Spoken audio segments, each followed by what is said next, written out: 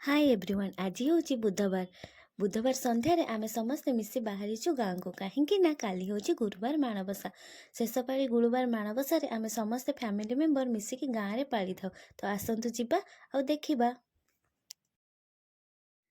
घरे पहुँचला पर माणबसार प्रिपेरेसन स्टार्ट हो जाए। देखते आगक केते सुंदर सुंदर चिता आमर पड़ी।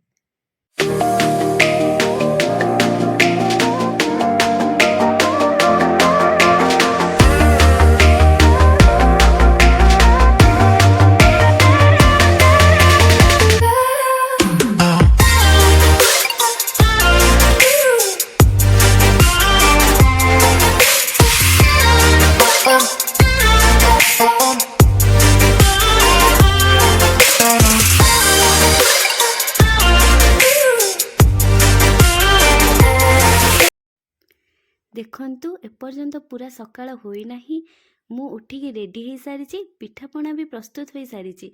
एबे हमर पूजा स्टार्ट हबो।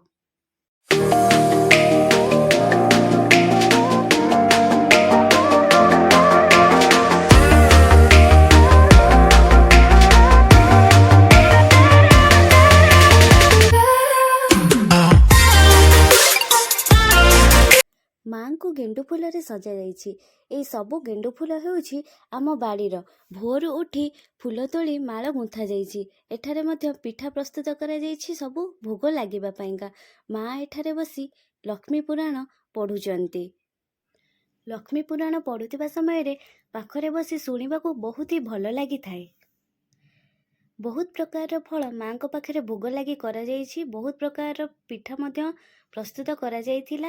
एई पिठार प्रस्तुति प्रणाली आपण माने आउ गोटे वीडियो रे देखि परिबे।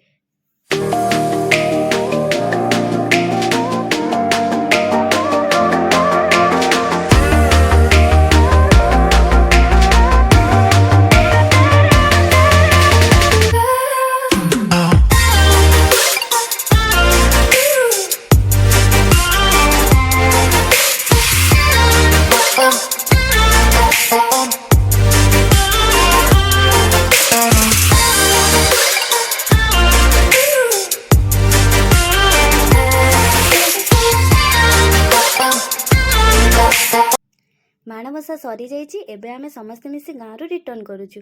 Okay bye bye. Like share और सब्सक्राइब करिया को भूलंतु नहीं।